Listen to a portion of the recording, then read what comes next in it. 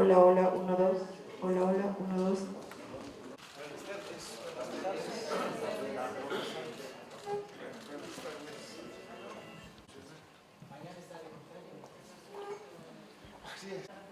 Bueno, hemos cambiado varias veces, yo no veo diferencia, ya los años pasan en una ciudad. Estoy bien, muchas gracias, buenas tardes a todas.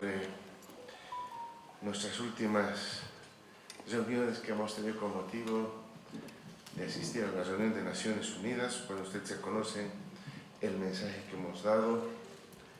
Ahí nosotros hacemos énfasis en que, y he dado esta misma versión a los periodistas que estaban allá en Naciones Unidas, el mundo está sufriendo mucho por las guerras que se están dando en el planeta. No solamente es un tema económico, sino hay problemas sociales inclusive que están dando, y no solamente la guerra entre Ucrania y Rusia, tenemos el problema de Palestina que no se resuelve hasta ahora. En fin, son varios temas que nos inducen a que Naciones Unidas debería declarar al planeta entero como una zona de paz. No hace bien que haya guerras y que si hay, que se resuelvan por la vía del diálogo y no de las armas. Ese es un tema que lo hemos planteado. También hemos empezado a posicionar allí el tema, no de ahora, pero sino desde nuestra primera visita, el tema de la crisis hídrica en el planeta, que junto con 6 crisis más que atraviesa y enfrenta el sistema capitalista es lo que hoy está ocurriendo y está pues poniendo en riesgo a la propia humanidad. La crisis hídrica es una de las crisis y lo hemos descrito con mucho detalle, con datos, en un libro que escribíamos allá por el año 2005, y luego se ha publicado en varios lugares también. Son 7 crisis, primero eran 5, después ya son 7 crisis que el sistema capitalista enfrenta. Estamos hablando de la crisis financiera, la crisis hídrica, la crisis energética, tenemos la crisis alimentaria, tenemos también la crisis institucional de las organizaciones, de los organismos internacionales. Y bueno, hay varios factores que están provocando, pero en definitiva la característica de todos estos factores es que se retroalimentan unos a otros. Esa es la característica de este fenómeno en este periodo del sistema capitalista, que lo está haciendo peligroso y que lo está haciendo incontrolable. Por eso hablamos de crisis.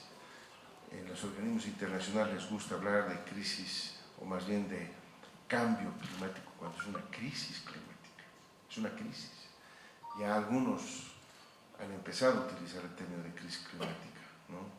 Nosotros lo venimos diciendo desde hace mucho tiempo atrás, porque es incontrolable, ¿no? El ser humano ya no está pudiendo controlar y eso está poniendo en riesgo, y ahí los países desarrollados con el COP 24, 25, 26, 27, no sé, todos los números que tienen los COP siempre se comprometen a poner dinero para resolver este problema. Nunca hay ese dinero y eso está afectando cada vez más, especialmente a los países como nosotros en desarrollo, porque primero que convivir con la madre tierra en un escenario para poder generar ambientes de no afectación a la madre tierra es más caro. El desarrollo para nuestros países es más caro. Cuando los países desarrollados impusieron su modelo de desarrollo y a costa inclusive del medio ambiente, no tuvieron que pagar nada. Y nos afectó directamente ahora a nosotros, y las facturas estamos pagando nosotros, ¿no? Antes, cuando había que hacer una carretera, no importaba y lo hacía nomás, ¿no? Y una carretera recta es mucho más barata que una que tenga que bordear una reserva, un parque, lo que fuere, para preservar el medio ambiente. Y en el caso nuestro tenemos que hacer una serie de inversiones para paliar ese efecto medioambiental, lo que ellos no lo hicieron. Entonces, por lo tanto, el desarrollo que ellos han vivido y han gozado ha sido a costa de lo que nosotros hoy como países estamos padeciendo y enfrentando, ¿no? El tema patético es el tema del agua, ¿no? Que es donde uno percibe, pero nosotros ya lo habíamos anunciado esto hace muchísimos años. Nadie nos daba importancia cuando acusábamos al sistema que había justamente enfrentado, más bien planteado, son 7 crisis que tiene el capitalismo en este momento, y lo peor de todo es que son crisis que se retroalimentan. ¿A qué me refiero a eso? Por ejemplo, el tema de la crisis hídrica tiene un efecto en el tema de la crisis alimentaria. Si no hay agua, no hay producción de alimentos, ¿no? Y cada vez hay una población creciente en el planeta y cada vez la disponibilidad de agua dulce es menor, y a eso se suma, ¿no?, el efecto de que se necesita agua para producir productos agropecuarios, de consumo, alimentos, y entonces ahí se va retroalimentando la cosa, ¿no?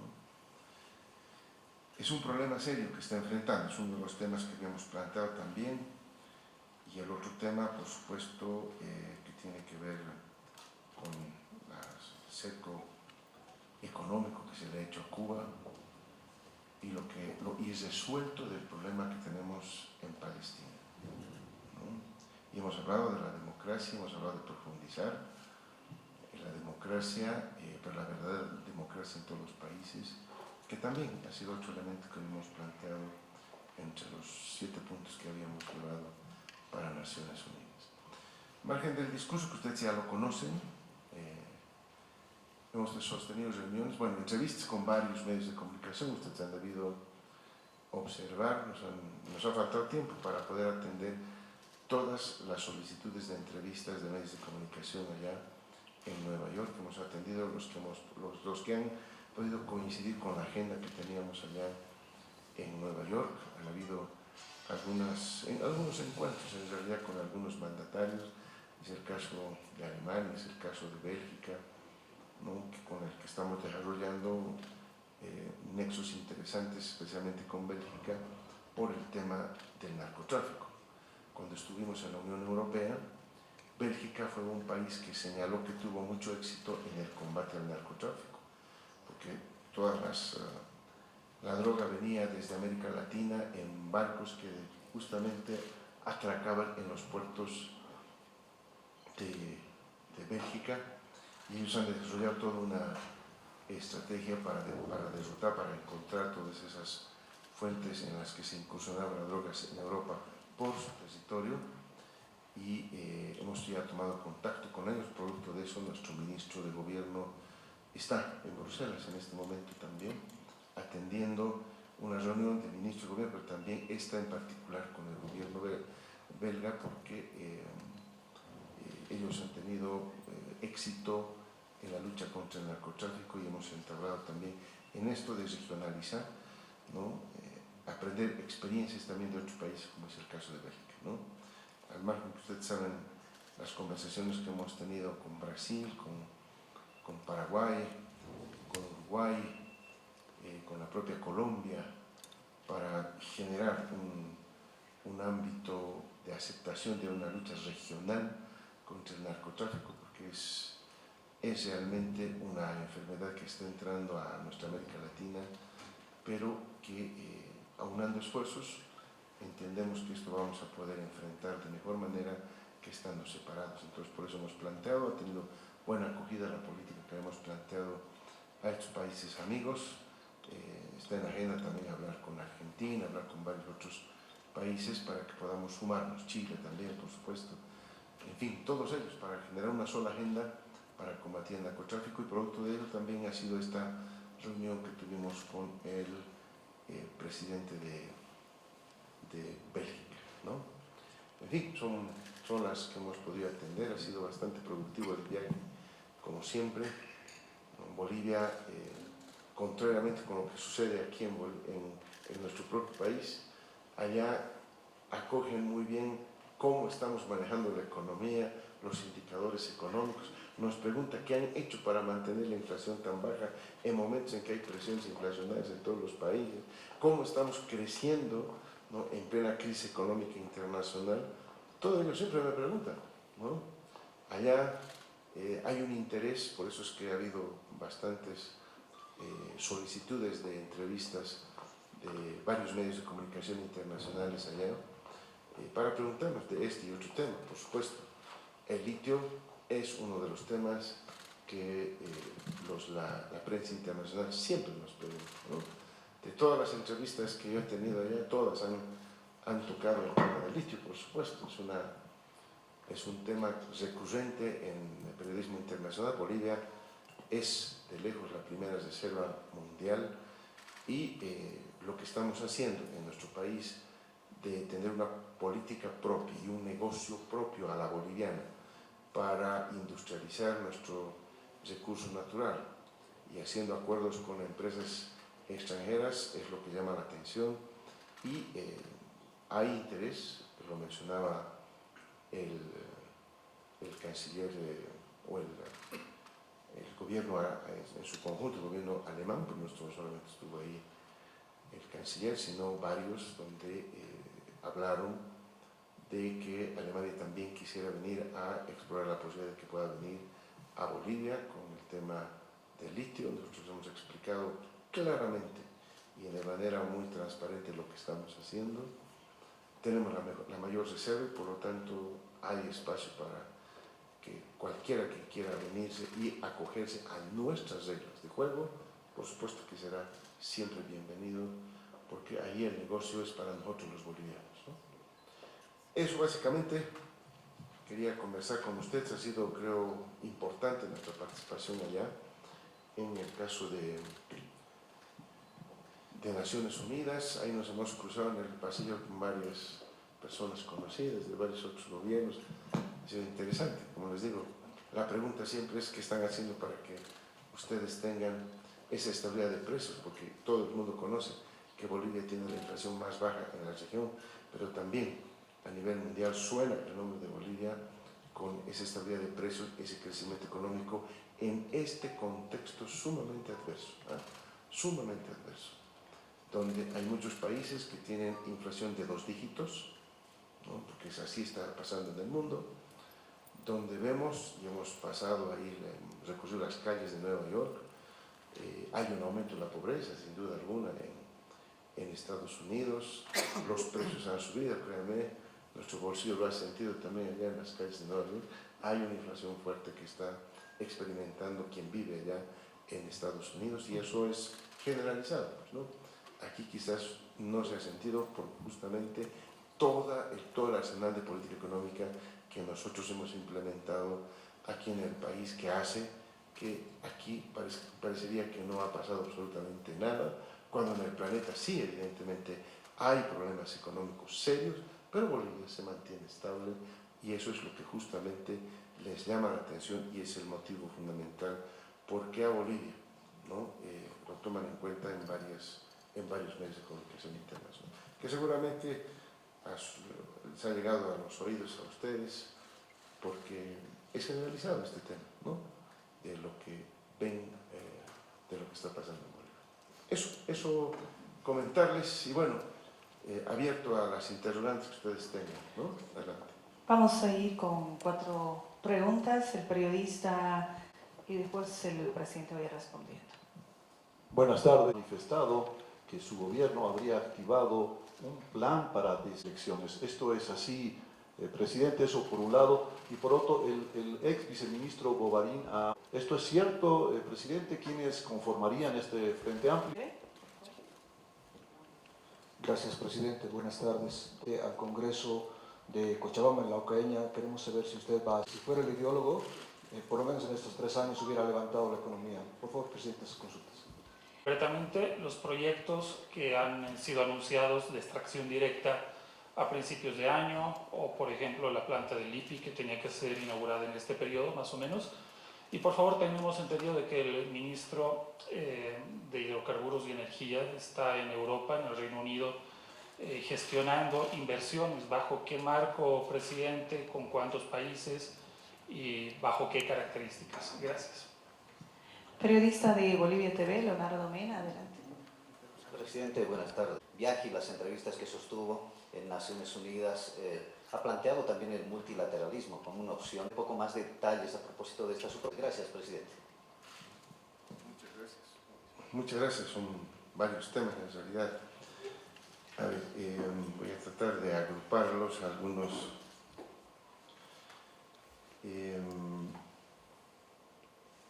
Primero, creo que esto es importante aclarar. Hay diputados, hay exministros, exviceministros también de nuestro propio gobierno que pueden hacer declaraciones. Nosotros entendemos que esas son declaraciones a título personal. Todo el mundo puede tener su propio criterio, pero eso yo debo dejar claro que nosotros no hemos pensado ni estamos manejando el tema del Frente Amplio que menciona, como decía el periodista, el ex viceministro Bovary. Debe ser su conclusión, su análisis, su evaluación, pero entendemos, nunca vamos a coartar nosotros la posibilidad de que todos puedan expresar sus ideas como así lo manifiesten, pero esto no corresponde, no es el pensamiento oficial del Gobierno Nacional. Sobre el tema, que son varios, en realidad varias preguntas dirigidas al tema del litio. El litio está avanzando, yo creo, en sus tiempos y de acuerdo a los cronogramas que se tienen. No vemos ningún retraso en el trabajo. Se ha firmado unos preacuerdos, por decirlo así, a principios de este año, y hoy ya estamos en ILB generando la negociación de los contratos efectivos, ya para establecer cantidades, montos y detalles técnicos que tienen que ver con la producción e inversión que se tiene que hacer en los diferentes salarios por las empresas con las que estamos llegando a acuerdos, ¿no? Y sobre la planta de Uyuni, también está dentro del cronograma que se ha establecido, ¿no? Vamos a anticipar, porque hay algunas declaraciones que digan algo, nosotros vamos a anticipar, ¿no? Hay un cronograma, nosotros vamos a pegar ese cronograma y cuando ya estemos listos para entregar la obra, que va a ser importante, por supuesto, todos ustedes van a estar cordialmente invitados a que nos acompañen a inaugurar esa planta, que desde un inicio ha tenido una modificación con el proyecto original que se había dejado, que no se avanzó nada durante el gobierno de facto. Ahí nosotros hemos tenido que más bien completar muchos elementos de la planta para luego arrancar la misma, prácticamente de cero arrancar esa planta, eso hay que aclarar bien, pero hemos podido ponernos a velocidad para poder alcanzar, porque es una necesidad imperiosa tener esta planta. Y no se olviden, ¿no? Todo el mundo me habla de las empresas que vienen aquí a Bolivia con el tema del litio. Yo hago recuerdo que ILB, ¿no?, está desarrollando una técnica con tecnología propia, conjuntamente una empresa extranjera y la Universidad Tecnológica de Oruro han desarrollado una técnica que nosotros vamos a aplicar como propia ahí en el propio salar de Coipasa para la explotación del litio. O sea que nosotros también como país estamos desarrollando tecnología para poder tener, ¿no?, una producción propia con tecnología propia. Sobre este tema que ustedes plantean de la invitación al Congreso y el respaldo de nuestras organizaciones sociales, muy claros ahí. Nosotros hemos recibido a las organizaciones sociales que son las que han dado lugar al instrumento político del MAS y PSP. Me estoy refiriendo a tres que están inclusive reconocidas en el estatuto actual que está vigente de acuerdo al Tribunal Supremo Electoral, que es la Confederación de Campesinos, la Confederación de Interculturales y la Confederación de las Bartolinas. Son las tres confederaciones que en realidad, y si uno revisa la historia política, son las que en un congreso, tierra, territorio e instrumento, son las que plasman, ¿no? Y son las fundadoras del instrumento político del MAS y PSP, así es la historia del MAS. Estas organizaciones sociales eran, y digo eran porque cuando uno revisa los estatutos anteriores del instrumento político y las convocatorias que se sacaban, eran las que definían definitivamente, ¿no?, la historia del MAS y PSP. Yo tengo, por ejemplo, en mis manos la convocatoria que se realiza en 2016, ¿no?, del Movimiento al Socialismo. Esta convocatoria que se hace en el 2016 la firma, aquí está el compañero Evo firmando, pero también están firmando los que en ese momento eran de las confederaciones y de las organizaciones sociales. Esta convocatoria del 2016, cuando las organizaciones han contrastado con la última que ha salido para el 2023, esta convocatoria que es de conocimiento público, ¿verdad? Todas estas convocatorias se las publican en los medios de comunicación.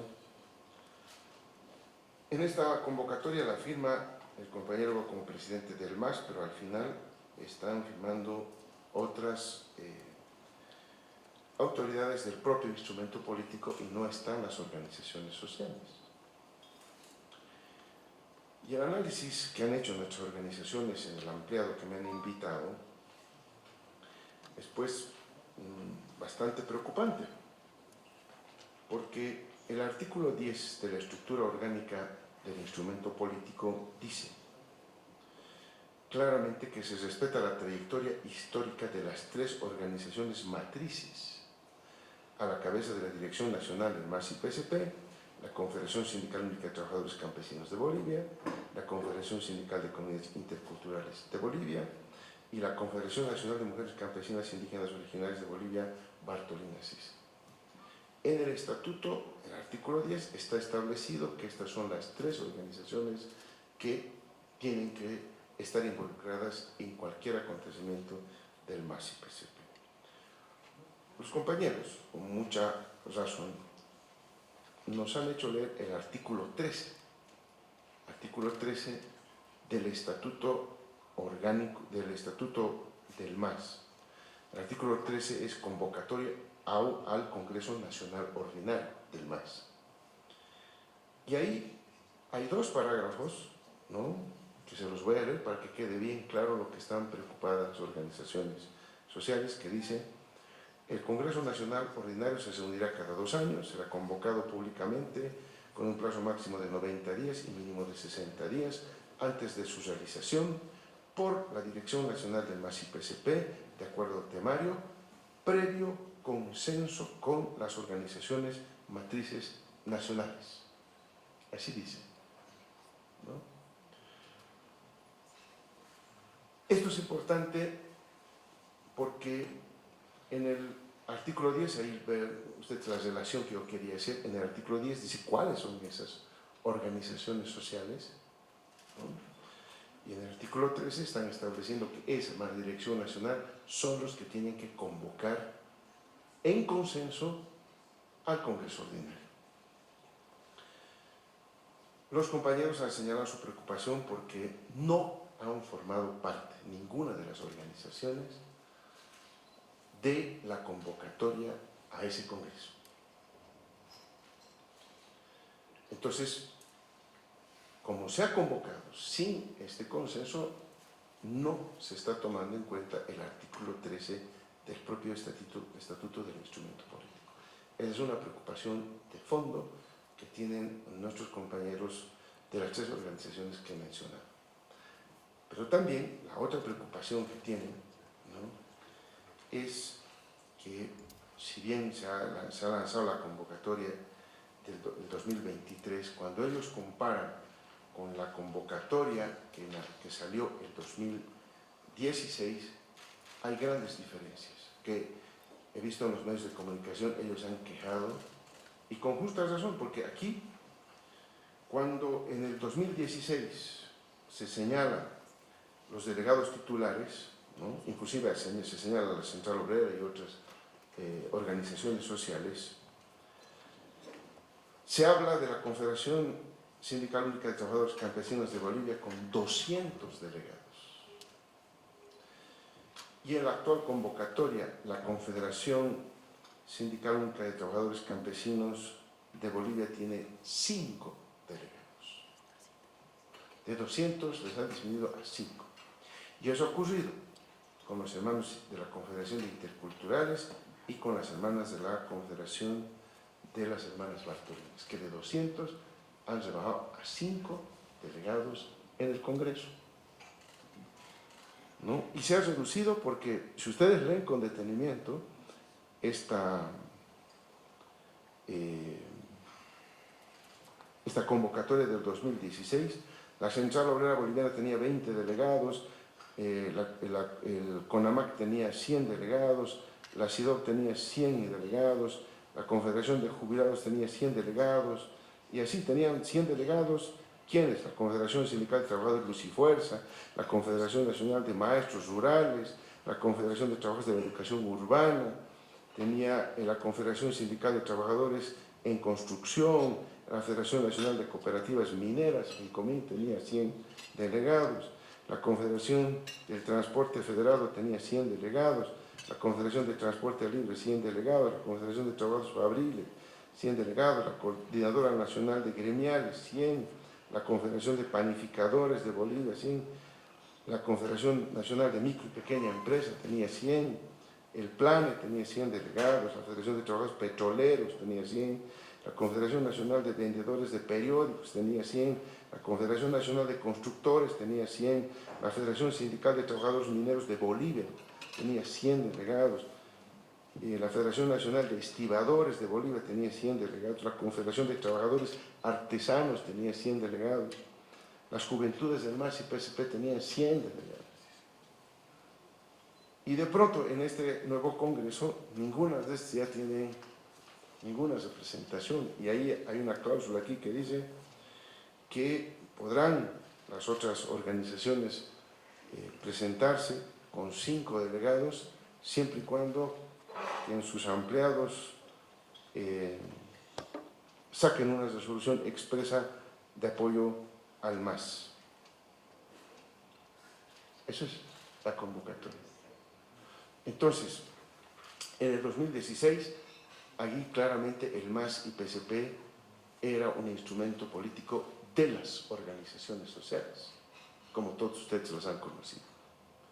En cambio, aquí en el 2023, ¿no?, la representación de las organizaciones sociales está disminuida al mínimo. Y nosotros hemos hecho aquí unos números para ver, y la verdad que es alarmante, porque cuando uno compara, en 2016 las organizaciones sociales tenían 2.870 delegados. Ahora, con esto, si se inscribieran algunas organizaciones con 5 representantes, máximo van a llegar a 130. Pero ¿quién decide entonces la historia del movimiento al socialismo? Ya no son las organizaciones sociales, sino que son las departamentales del MAS, que antes tenían 750 representantes, ahora tienen 1.040 representantes. Entonces, ese es el problema que les preocupa a las organizaciones sociales. Y por lo tanto, cuando ustedes hablan de la invitación al Congreso, al instrumento político, salta claramente que hay un cambio radical y brusco en los componentes de quienes van a participar en el Congreso para decidir la historia del MAS. Y eso es lo que preocupa a las organizaciones sociales. Nosotros los hemos escuchado, y yo creo que parte de eso amarrando a la última pregunta, es por qué las organizaciones sociales respaldan al gobierno. Porque nosotros somos quienes reconocemos que son las organizaciones sociales, la base, las que son dueños del instrumento. Y nosotros somos un gobierno del instrumento político que a su vez quien es propietario, para decirlo de esa manera, de ese instrumento político es pues las organizaciones sociales, a quienes nosotros reconocemos. Allá donde ustedes están sentados en este momento, vienen todas las organizaciones sociales a reunirse conmigo.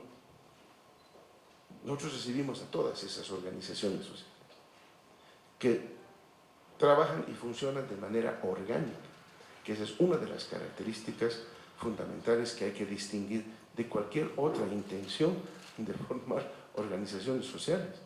Las organizaciones, como su nombre lo está indicando, son orgánicas. Tienen sus congresos, tienen sus normas, tienen sus reglas internas de elecciones, de sus directivas, de sus sindicatos, de sus centrales, de sus subcentrales. Tienen toda una estructura que viene desde muchísimos años, ¿no?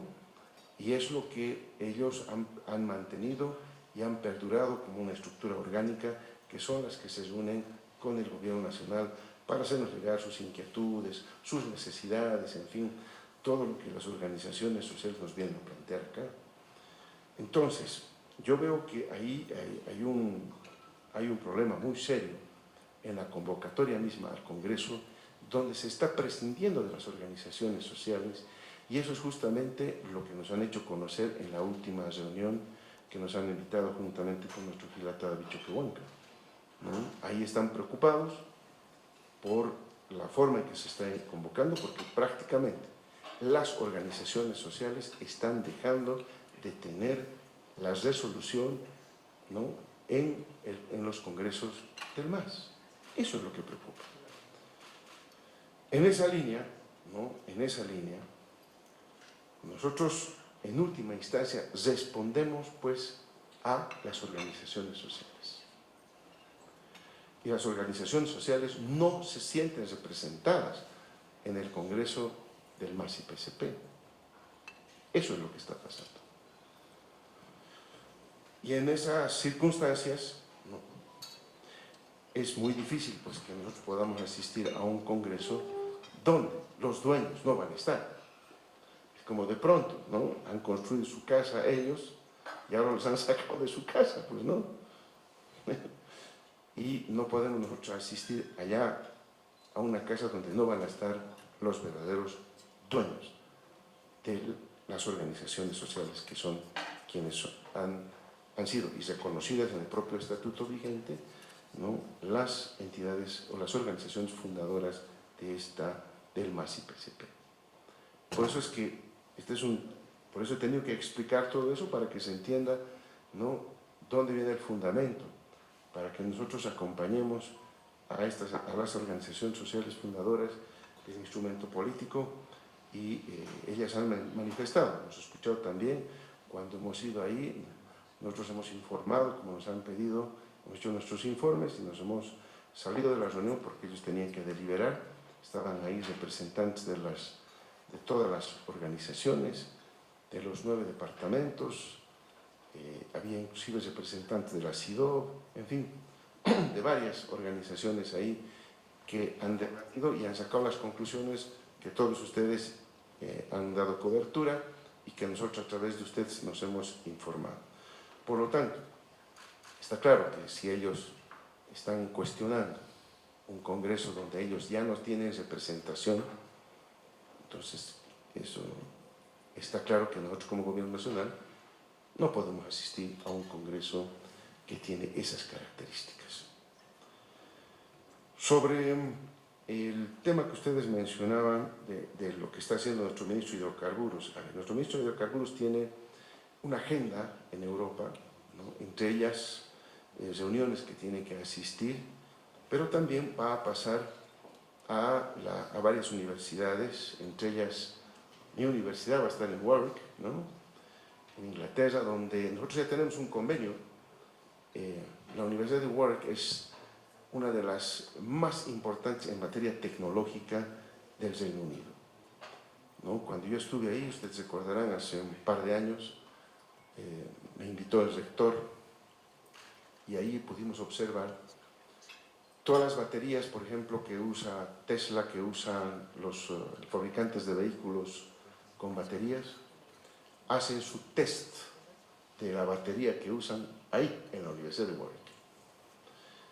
Y evidentemente, en materia tecnológica, esta universidad está a la punta, es una de las mejores universidades, está entre las 50 mejores del mundo, ¿no? La Universidad de Warwick. Y en tecnología es una de las pioneras y además una de las mejores, y tenemos un programa de becas. Hay bolivianos que están estudiando allá por becas que nosotros hemos logrado generar con estos acercamientos que hemos tenido con esta universidad.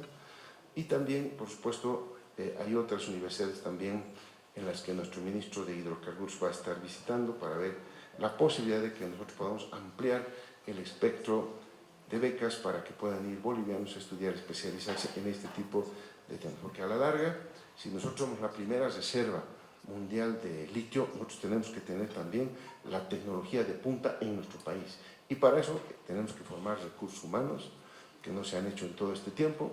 Lo primero siempre es la tecnología, que la tecnología no son los aparatos, sino la tecnología es quien lo sabe manejar, quien lo sabe fabricar, y eso se aprende allá en las universidades de primer nivel, como estamos viendo. Entonces tiene una agenda variada, ¿no? No está yendo a gestionar ninguna inversión, más bien todo lo contrario, como les digo. Nosotros recibimos siempre solicitudes para recibir delegaciones de varios países para hablar sobre el tema del litio. Eso me ha pasado, les informaba hace unos minutos atrás, con el tema de Alemania, que ha manifestado su interés de venir a Bolivia. Nosotros hemos hecho las reglas de juego, nosotros felices de que cumpliendo estas reglas de juego estén acá en Bolivia, ¿no? Hay muchos países interesados, no tenemos ningún problema. Tenemos varios países que están interesados en venir a trabajar en Bolivia en el tema del litio, así que nosotros más que contentos de seguir sosteniendo reuniones en ese punto. Sobre el tema del multilateralismo, está claro que hoy el mundo está atravesando una situación totalmente especial. Esa situación es, y que se refleja, aparte de la guerra entre Ucrania y Rusia, es en el fondo, ¿no?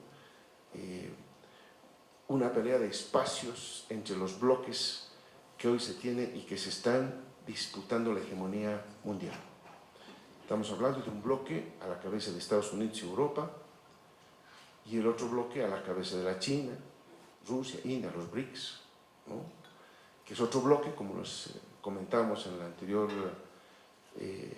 rueda de prensa que hemos tenido, donde son dos proyectos diferentes que están en disputa. Un viejo que lo conocemos, el viejo hegemónico de Europa-Estados Unidos, ¿no? Que está atravesando esos problemas.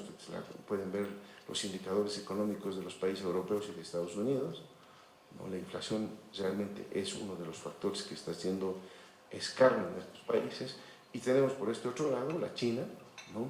Que pese a enfrentar problemas, porque está evidentemente hay problemas que tiene la economía china, como el tema de inmobiliario y otros que está enfrentando, no deja de ser una economía que tenga un peso muy importante a nivel mundial, que es sumado al caso de la India nomás. Sumen ustedes la cantidad de habitantes, como les hacía el ejercicio en la anterior vez, cuánto de población suman los BRICS, ¿no?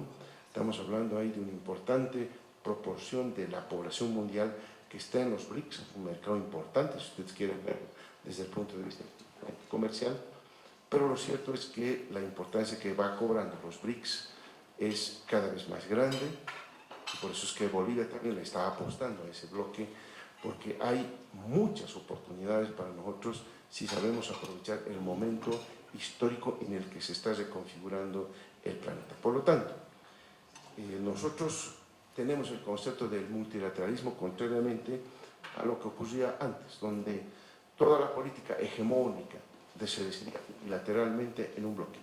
Ahora hay dos bloques y mañana podrá haber tres. Y eso es justamente lo interesante que está ocurriendo en el mundo, donde se está cuestionando en el fondo la hegemonía en un solo lado del planeta, ¿no? Entonces, así nosotros entendemos el multilateralismo está, y la apertura de los BRICS es la que también nos alienta a nosotros. Era un bloque cerrado en un principio, y en la última reunión, como ustedes saben, han ingresado más países miembros a formar parte del BRICS, ¿no? Y hay países interesantes, hay países árabes, hay países también del África que han ingresado, hay un país sudamericano que ha ingresado. Entonces se nos abre una puerta interesante como para que Bolivia pueda aprovechar, especialmente en este tema donde todo el planeta está mirando, que es una de las materias primas fundamentales como tenemos, que es el litio, pero les repito, a Bolivia no solamente la están mirando por el tema del litio. Bolivia es un país minero, Bolivia es un país que tiene metales raros, minerales raros, estratégicos, que en este momento son de mucho apetito a nivel mundial. Y por eso es que nosotros tenemos que aprovechar estos momentos en que queda claro al planeta que la minería, y esta minería específica en minerales y metales raros, va a perdurar todavía hasta que se cambie una nueva lógica en la matriz energética, que es lo que está moviendo al mundo en realidad, ¿no? Y ahí Bolivia tiene muchísimo, muchísimo para poder ofrecer, y por lo tanto para tener la ventaja suficiente para entrar francamente en un proceso industrializador y convertirnos, ¿no?, en un actor importante en esta transformación que está sufriendo el planeta. Por último, está el tema que ustedes mencionaban del cajero. Bueno, ¿no?, yo no tengo problema que me llamen como quieran. Lo cierto es que los resultados son los que cuentan. Bolivia, desde que yo estuve de ministro de Economía, hemos estado en los mejores sitiales con indicadores económicos, no solamente económicos, sino también sociales, porque el modelo económico, social, comunitario, productivo, que ha sido un modelo que se ha creado en la Universidad Mayor de San Andrés, con dos profesores de la Universidad Mayor de San Andrés, ¿verdad?, compañero Carlos Villegas, mi persona, hemos desarrollado todo está todos los escritos, toda la literatura del modelo está en las tesis de licenciatura de este humilde servidor, están no solamente de la licenciatura acá, también en la Universidad de Warwick. Ahí está el tema. Todo lo que ustedes han visto de la bolivianización está ahí teorizado en mi tesis de maestría en Warwick, por si acaso, ¿eh? Todo eso teorizado está ahí. Los temas de la bolivianización, del modelo económico, están ahí en varios artículos de los cuales yo soy autor hace muchísimo tiempo. Es más, están publicados en revistas de la UNSA que ya no están saliendo esas revistas hace muchos años, ¿no? En fin, y ahí lo que cuenta para mí, y creo que lo que le interesa al pueblo boliviano, son los resultados. Yo no tengo problema que me llamen como quieran. El tema central es que Bolivia está bien económicamente. Nosotros tenemos la inflación más baja, como ustedes conocen. No solamente eso, tenemos una tasa de crecimiento expectante en un momento complicado de la historia mundial, ¿no? De acuerdo a los propios organismos internacionales, somos la tercera economía que va a tener mayor crecimiento en la región, ¿eh? Lo que quiere decir que los otros países están atravesando problemas, que es conocido, lo sabemos. También tenemos, es un dato muy importante, tenemos la tasa de desocupación, una de las más bajas de nuestra historia. Esto es muy importante, miren ustedes. En 2019, en octubre, el desempleo era 4,3%, 4,26%. Esta era la tasa de desempleo. Viene el gobierno de facto y esto llegó al 11,56%, era la tasa de desempleo. Así encontramos el país en noviembre, cuando entramos al gobierno, y miren ustedes, ahora tenemos 3,7% de desocupación. Esto es una de las tasas de desempleo más bajas que tenemos, ¿ah?, en la historia del país. En la historia del país. Si uno observa, por ejemplo, datos, si nos comparamos con América Latina, miren ustedes, América Latina. Aquí está Colombia, Chile, Uruguay, Brasil, Paraguay, Perú, Argentina, Ecuador y Bolivia. ¿Ah?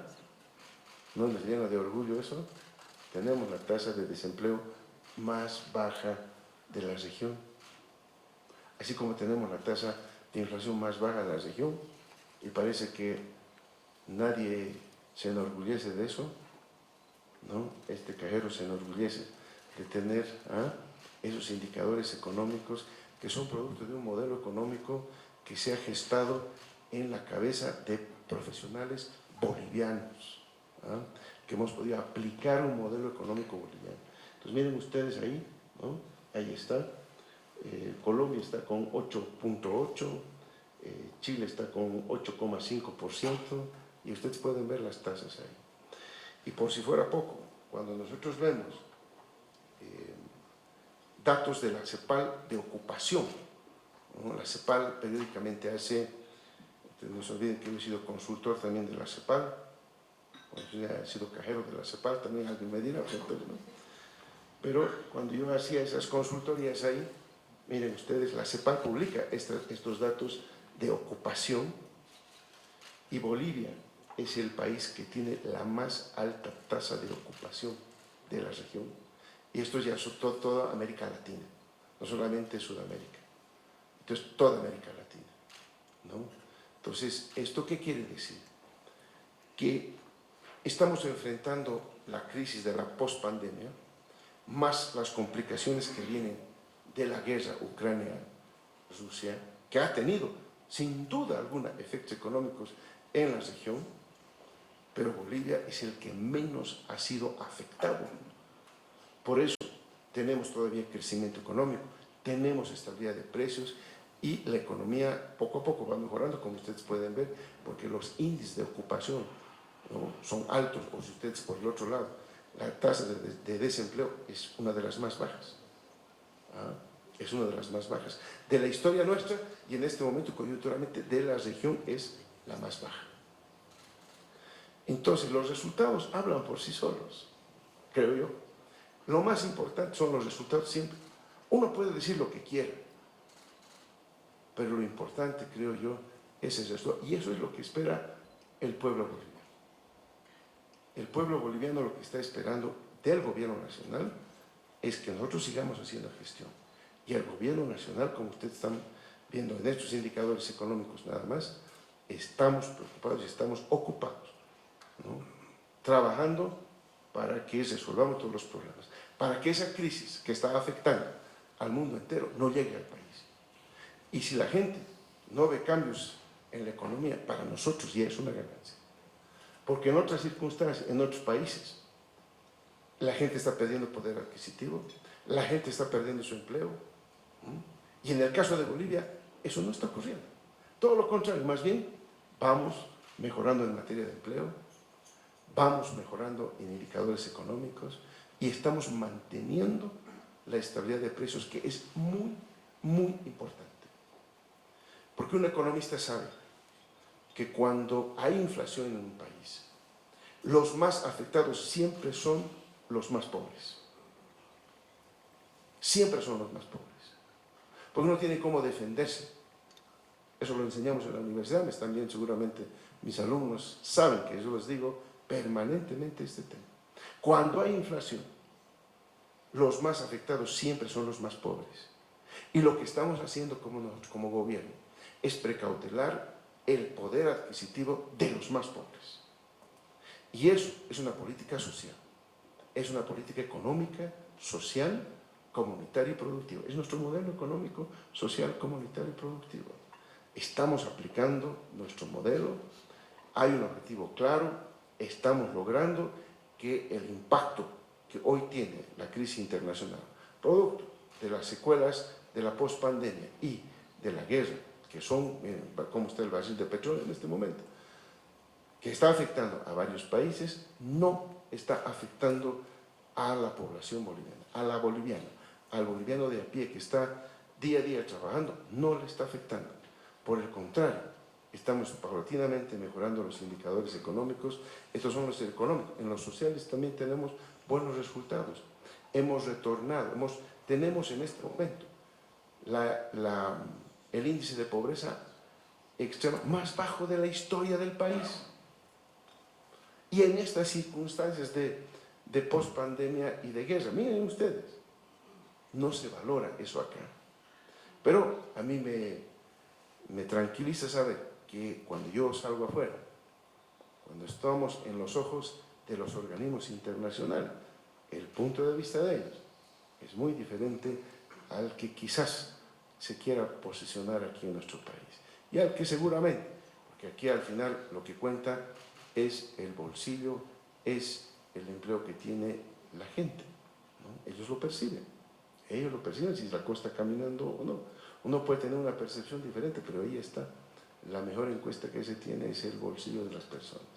Y lo que nosotros estamos viendo es que esto está yendo por la ruta correcta, por la que se había diseñado. Hemos enfrentado una tremenda y profunda crisis que viene de la pospandemia. Primero tuvimos que enfrentar la pandemia, ustedes recordarán ¿no? Producto de eso que ya nadie usa barbijo en esta sala, por ejemplo, ya, todos felices. Ya es parte de la historia el COVID.